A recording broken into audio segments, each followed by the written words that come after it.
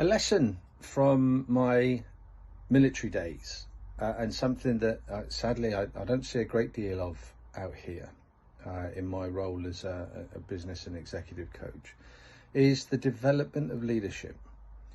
Now, when I joined the army back in, well, I'm going to give some dates away here, back in 1985, I immediately was exposed to different elements of leadership insofar as that started to shape me as a young soldier.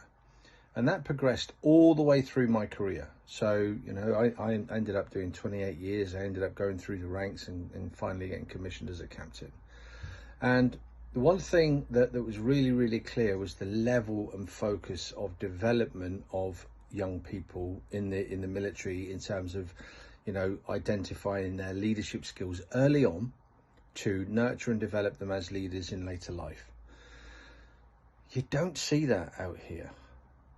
What you tend to see out here is a position becomes available, a business grows as an opportunity, and then what we do is we put somebody who is appropriately been in the business long enough, we feel they've got the right attitude, the right skill sets, they're a great technician, and then we make them the leader.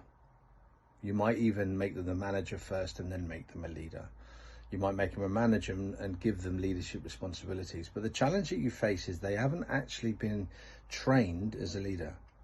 Now, just to dispel any myth, leadership isn't something that you're born into. You don't inherit leadership through DNA. Leadership is something that is developed in people, learnt, taught, trained, and through experience developed.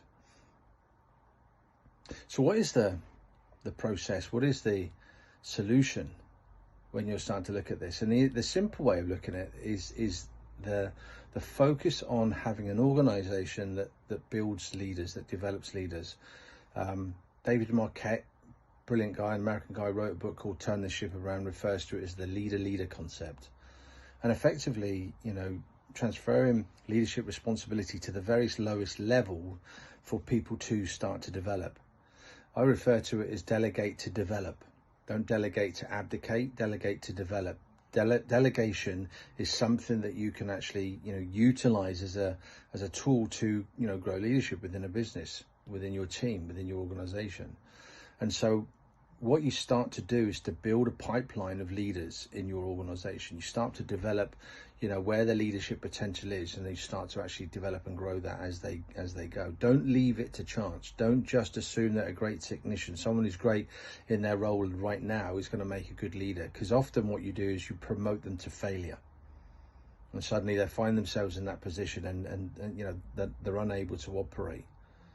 Whereas actually when you've developed them, when you've given them that structure and that strategy in the background, you end up actually investing in their leadership abilities. With that, obviously, there is management to look at as well. And you can use the same context to develop the management side of life. Although management is more process driven, there's structure and focus with regard, around that. Although I do talk about developing coaching skills as a manager. But the leadership side of life is, what is your leadership pipeline like now? What does it look like?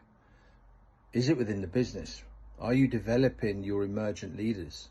Have you got a focus and an eye on the future in terms of this, the growth and structure of the organization? If you look at success in 5 years from now, does the team that you have now represent a team that's going to be able to lead in 5 years' time or 10 years' time? And if not, what can you do about that? The one thing not to do is leave it to chance. Have a great day.